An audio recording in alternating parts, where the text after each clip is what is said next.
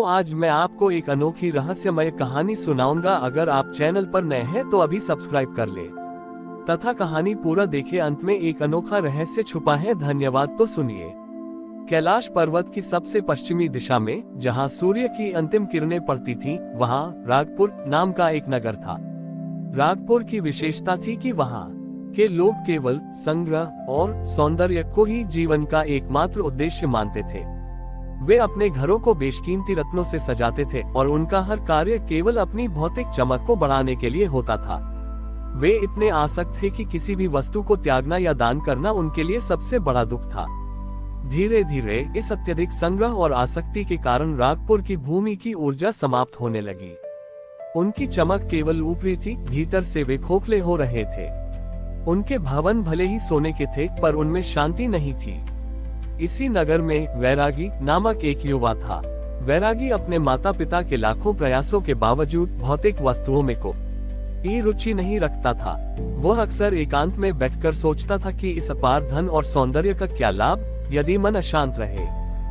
गांव के लोग उसका उपहास करते थे, उससे पागल और अयोग्य कहते थे। एक दिन रागपुर पर एक भयानक आपदा आई। उनकी बहुमूल्य संपदा और रत्न अचानक चोरों के एक दल द्वारा लूट लिए गए। नगर के लोगों का सब कुछ छिन गया। वे रोते बिलखते अपने खाली और ध्वस्त घरों को देख रहे थे। वैरागी ने ये सब देखा, पर उसके चेहरे पर कोई दुख नहीं था, बल्कि एक गहरी समझ थी। रोते हुए लोगों ने महादेव को पुकारा। उनकी पुकार कैलाश तक पहुंची।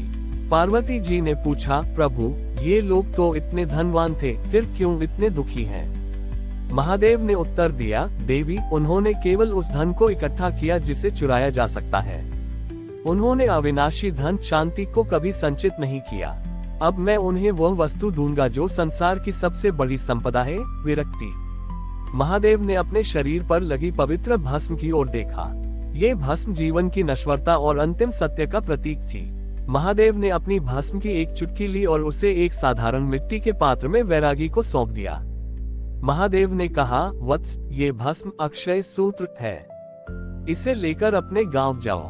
इस भस्म को उस जगह पर छिड़कना जहां सबसे अधिक धन संचित किया जाता था। वैरागी मिट्टी के पात्र में भस्म लेकर रागपुर लौटा। उसने देखा कि लोग अभी भी अपने लुटे हुए खजानों के लिए विलाप कर रहे थे। वैरागी सीधे गांव के सबसे बड़े खजाने वाले हॉल में गया और महादेव के निर्देशानुसार उस पवित्र भस्म को खाली जमीन पर छिड़क दिया। जैसे ही भस्म जमीन को छूती, एक अद्भुत घटना हुई। भस्म से ठंडी चांदी जैसी रोशनी निकली, जिसने पूरे गांव को घेर लिया। ये रोशनी उनके मन के लालच और आसक्ति के अंधेरे को दूर करने लगी। इस रोशनी के स्पर्श से लोगों को अचानक एहसास हुआ कि वे जिन रत्नों और सोने के लिए रो रहे थे, वे वास्तव में धूल के कण मात्र थे। उन्हें अपनी अनावश्यक आसक्ति पर शर्मिंदगी महसूस हुई। उनके मन में पहली बार शांति और संतोष का भाव जागा। वैरागी ने तब लोगों को समझाया, हम जिस भौतिक चमक के पीछे भागते थे, वह क्षणभंगुर थी। महादेव ने हमें जो भस्म दी है, वह इस बात का प्रतीक है कि एकमात्र सत्य विरक्ति है। जब हम सब कुछ राख भस्म मानकर स्वीकार कर लेते हैं, तभी हम वास्तविक शांति प्राप्त करते हैं। लोगों ने अपनी बची हुई संपत्ति को एक दूसरे के साथ साझा करना शुरू कर दिया। उन्होंने अपने भवन सरल और मिट्टी के बनाए, लेकिन उनके हृदय प्रेम और शांति से भर गए। महादेव ने उस नगर को आशीर्वाद दिया और कहा कि अब से यह नगर शांतिपुर कहलाएगा और भस्म को अक्षय संपदा का प्रतीक माना जाएगा। शांतिपुर में अब आसक्ति समाप्त हो गई थी और लोग संतोष तथा सादगी का जीवन जी रहे थे। वैरागी, जिसे अब सभी श्रद्धा से देखते थे, गांव के लोगों को सिखाता था कि भस्म केवल राख नहीं है, बल्कि जीवन की नश्वरता और शुद्धता का दर्शन है। लोग अब अक्षय संपदा विरक्ति को ही अपना सबसे बड़ा धन मानते थे। संतोष का अतिरेक और निष्क्रियता। शांतिपुर में सब कुछ शांत और संतुष्ट था, पर एक नई समस्या धीरे धीरे सिर उठा रही थी, निष्क्रियता। लोगों ने विरक्ति के सिद्धांत को इतना चरम पर ले लिया था कि उन्होंने जीवन के आवश्यक कार्यों को भी त्यागना शुरू कर दिया। उन्होंने तर्क दिया, जब सब कुछ अंत में राख ही हो जाना है, तो क्यों श्रम करना, क्यों खेत जोतना, क्यों ज्ञान प्राप्त करना। किसान खेतों में काम करना भूल गए, शिल्पकार अपने औजार भूल गए और विद्यार्थी पढ़ना भूल गए। पूरा गांव एक स्थिर गतिहीन शांति में डूब गया। जब फसलें सूखने लगी और ज्ञान का संचार रुक गया तो वैरागी बहुत दुखी हुआ। उसने सोचा कि क्या उसने महादेव के संदेश को समझने में गलती कर दी। ये शांति तो जीवन को नष्ट कर रही थी। एक बार फिर वैरागी ने महादेव को पुकारा। कैलाश पर महादेव ने वैरागी की पुकार सुनी। पार्वती जी ने विस्मय से पूछा, प्रभु आपने उन्हें शांति दी, फिर वे क्यों दुखी हैं? महादेव ने मुस्कुराते हुए उत्तर दिया, देवी शांति महत्वपूर्ण है पर सृजन भी उतना ही आवश्यक है। ये ज्ञान अधूरा है कि सब राख है। पूर्ण ज्ञान यह है कि राख ही सृजन का आधार है। उन्हें अब जीवन और वैराग्य के बीच के संतुलन को समझना होगा। महादेव ने इस बार कोई वस्तु नहीं दी। इसके बजाय उन्होंने अपने गण वीरभद्र को आज्ञा दी। वीरभद्र जो शिवजी के क्रोध और क्रियाशक्ति का अवतार थे, तुरंत शांतिपुर की ओर चल पड़े। वीरभद्र वहां पहुंचे और उन्होंने देखा कि गांव के लोग आलस्य में बैठे हैं और जीवन की आवश्यकताएं पूरी नहीं कर रहे हैं। वीरभद्र ने अपना विकराल रूप प्रकट किया। उनकी गर्जना से पूरा गांव कांप उठा। वीरभद्र ने जोरदार आवाज में कहा, ओ अज्ञानियों, तुम विरक्ति को आलस्य समझ बैठे हो।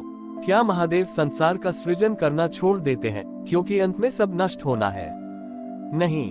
वीरभद्र ने अपनी शक्ति से सूखी जमीन को फाड़ दिया और वैरागी की ओर देखते हुए कहा, विरक्ति का अर्थ है फल की आसक्ति का त्याग, कार्य का त्याग नहीं। अपनी अक्षय संपदा विरक्ति का उपयोग निष्क्रियता में नहीं बल्कि निस्वार्थ कर्म में करो। कर्म करो पर उसके फल की चिंता मत करो, ये है सच्चा वैराग्य।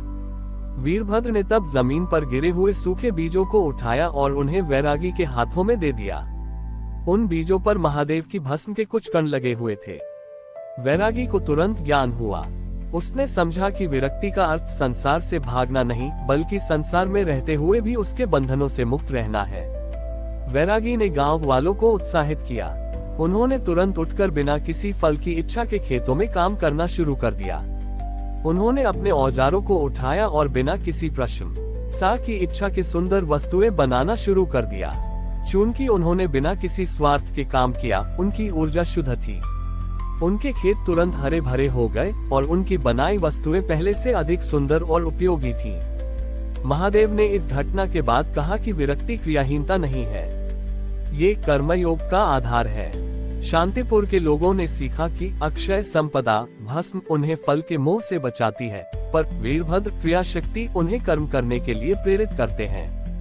हमारी और भी आध्यात्मिक एवं अनोखी कहानियां देखने के लिए हमारे चैनल पर जाएं तथा धार्मिक एवं पौराणिक अनोखी कहानियां हमारे चैनल पर है। कृपया जाके देखें तथा हमारे चैनल को सब्सक्राइब करके रखें और वीडियो लाइक जरूर करें। धन्यवाद।